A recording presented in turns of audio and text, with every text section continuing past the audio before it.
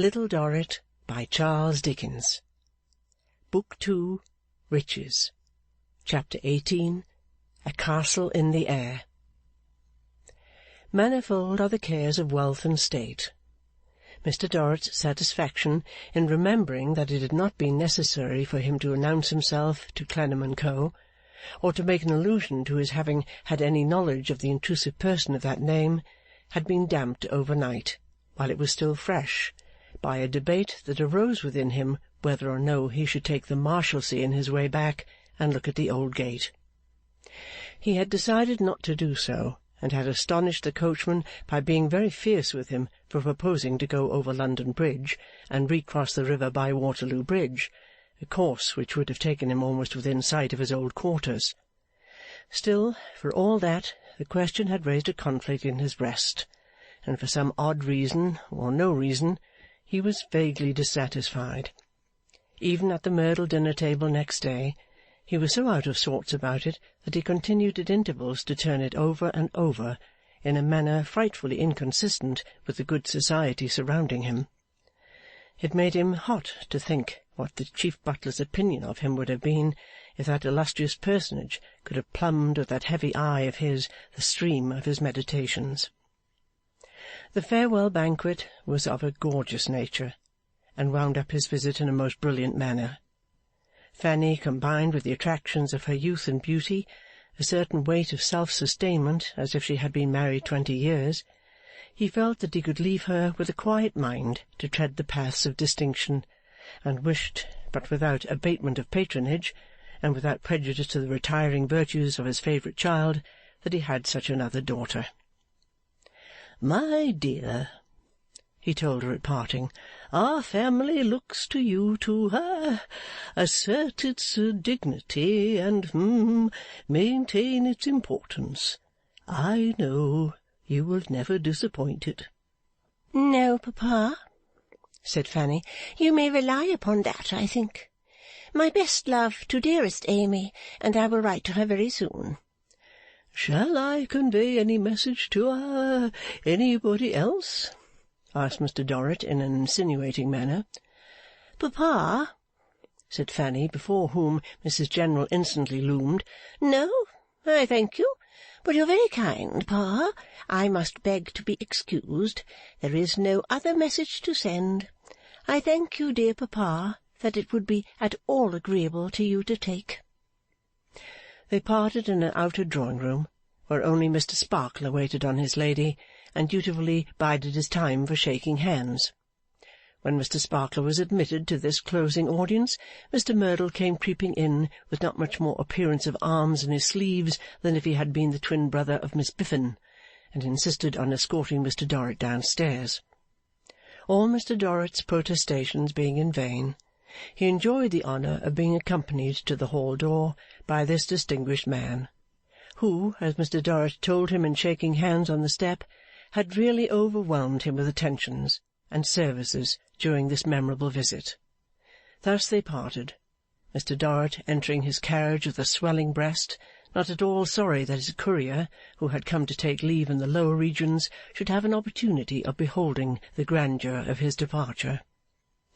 The aforesaid grandeur was yet full upon Mr. Dorrit when he alighted at his hotel.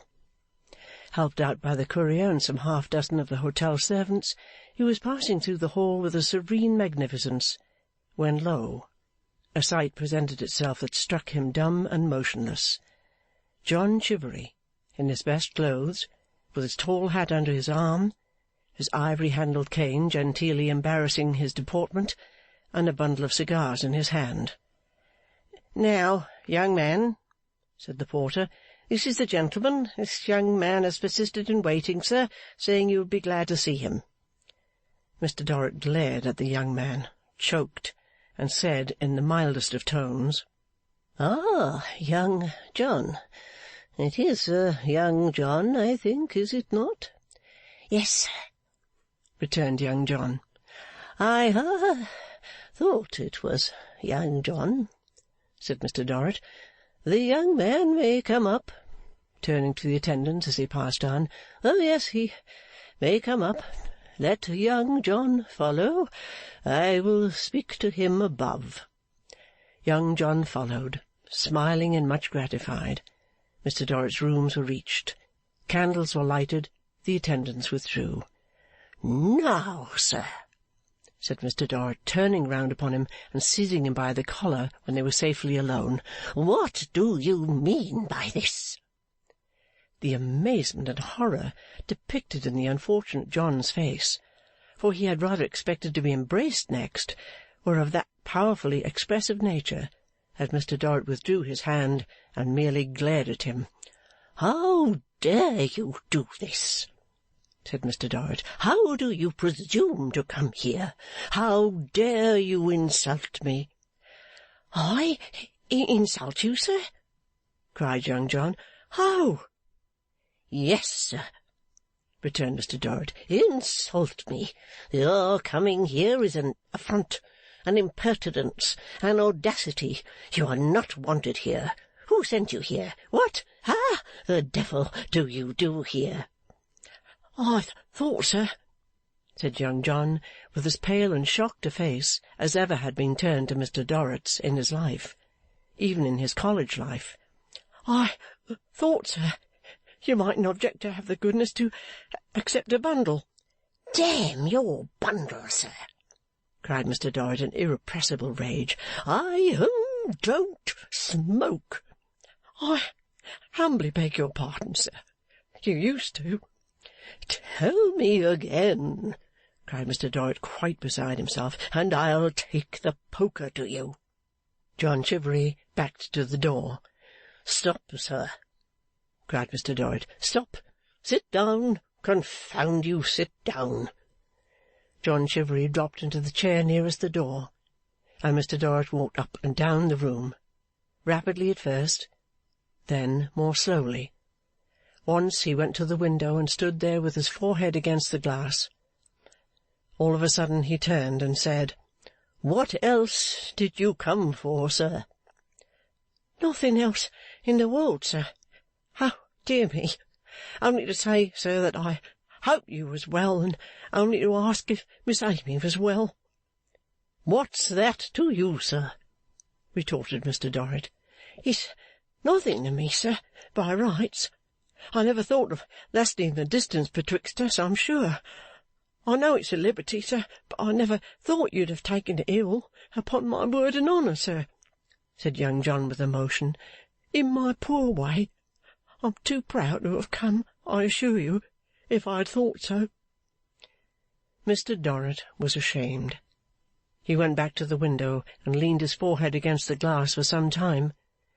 When he turned, he had his handkerchief in his hand, and he had been wiping his eyes with it, and he looked tired and ill.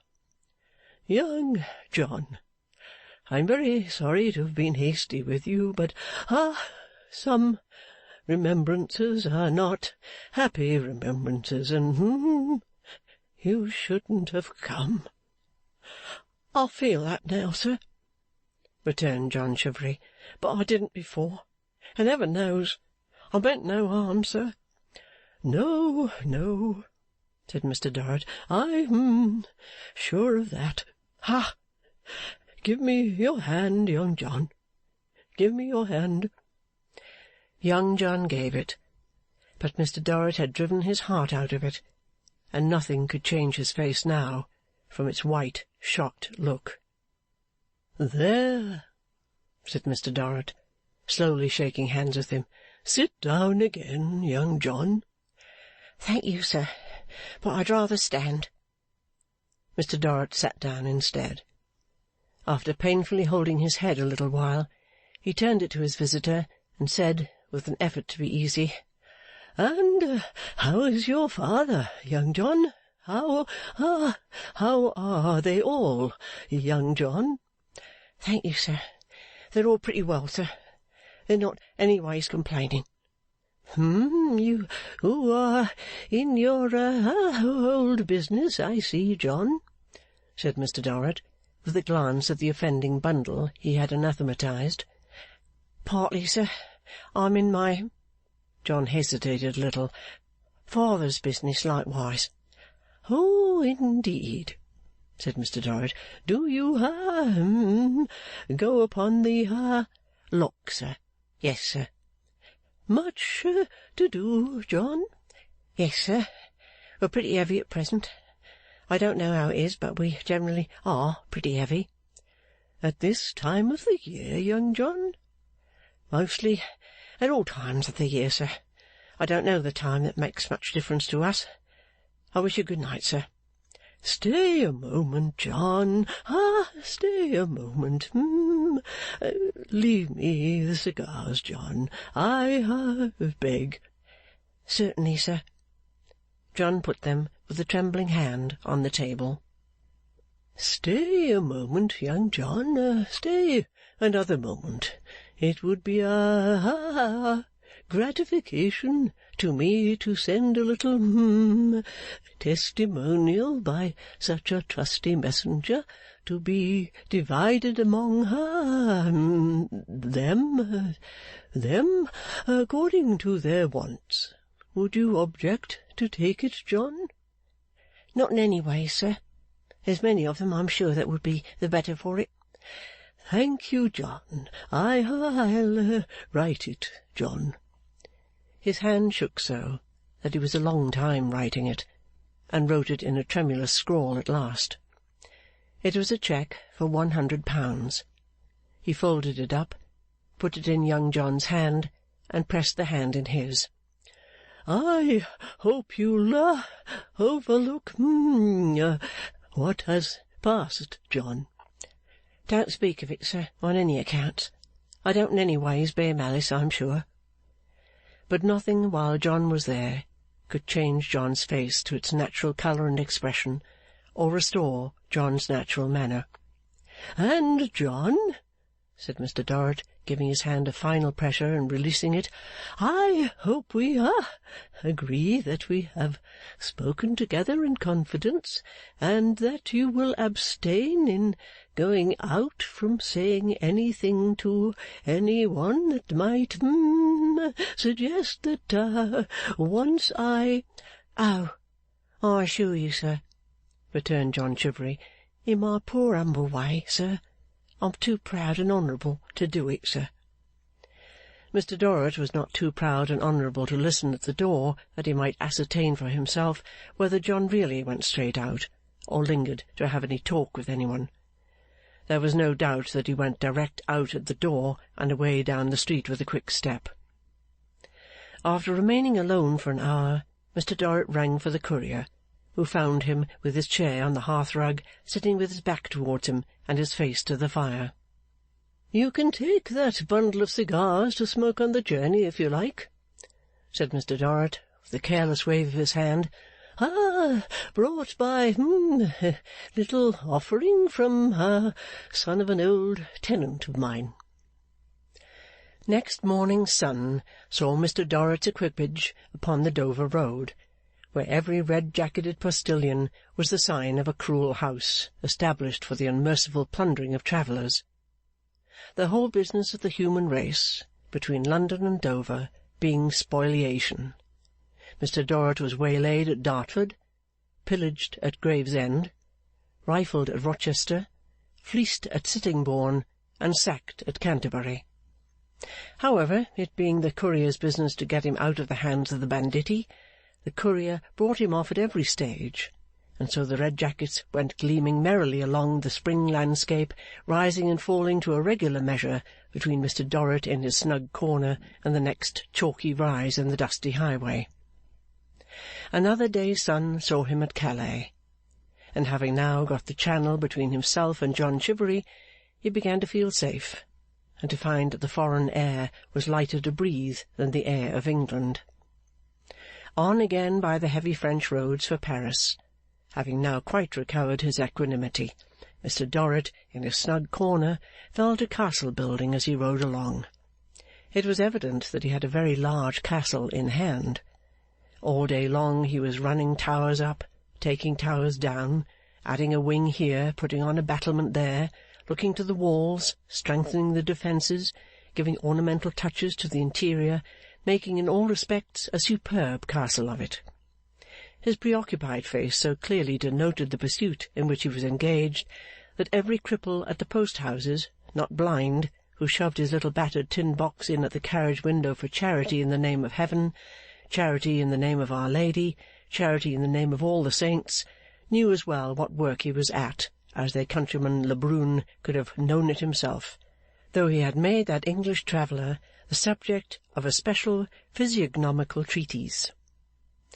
Arrived at Paris, and resting there 3 days, Mr. Dorrit strolled much about the streets alone, looking in at the shop windows, and particularly the jewellers' windows. Ultimately, he went into the most famous jeweller's and said he wanted to buy a little gift for a lady. It was a charming little woman to whom he said it, a sprightly little woman, dressed in perfect taste, who came out of a green velvet bower to attend upon him, from posting up some dainty little books of account, which one could hardly suppose to be ruled for the entry of any articles more commercial than kisses, at a dainty little shining desk which looked in itself like a sweetmeat. For example, then, said the little woman, what species of gift did monsieur desire? A love gift? Mr. Dorrit smiled and said, well, perhaps. What did he know? It was always possible, the sex being so charming. Would she show him some? Most willingly, said the little woman, flattered and enchanted to show him many. But pardon. To begin with, he would have the great goodness to observe that there were love gifts and there were nuptial gifts. For example, these ravishing earrings and this necklace, so superb to correspond, were what one called a love gift. These brooches and these rings, of a beauty so gracious and celestial, were what one called, with the permission of monsieur, nuptial gifts. Perhaps it would be a good arrangement, Mr. Dorrit hinted, smiling, to purchase both, and to present the love gift first, and to finish with the nuptial offering. Ah, Heaven, said the little woman, laying the tips of the fingers of her 2 little hands against each other, that would be generous indeed. That would be a special gallantry, and without doubt the lady so crushed with gifts would find them irresistible. Mr. Dorrit was not sure of that, but, for example, the sprightly little woman was very sure of it, she said. So Mr. Dorrit bought a gift of each sort, and paid handsomely for it. As he strolled back to his hotel afterwards, he carried his head high, having plainly got up his castle now to a much loftier altitude than the 2 square towers of Notre Dame. Building away with all his might, but reserving the plans of his castle exclusively for his own eye, Mr. Dorrit posted away for Marseilles. Building on, busily, from morning to night, falling asleep and leaving great blocks of building materials dangling in the air, waking again to resume work and get them into their places, what time the courier in the rumble, smoking young John's best cigars, left a little thread of thin light smoke behind, perhaps as he built a castle or 2 with stray pieces of Mr. Dorrit's money. Not a fortified town that they passed in all their journey was as strong, not a cathedral summit was as high, as Mr. Dorrit's castle. Neither the Saône nor the Rhône sped with the swiftness of that peerless building, nor was the Mediterranean deeper than its foundations, nor were the distant landscapes on the Cornice road, nor the hills and bay of Genoa the superb, more beautiful. Mr. Dorrit and his matchless castle were disembarked among the dirty white houses and dirtier felons of Civita Vecchia, and thence scrambled on to Rome as they could, through the filth that festered on the way. End of Book 2, Chapter 18.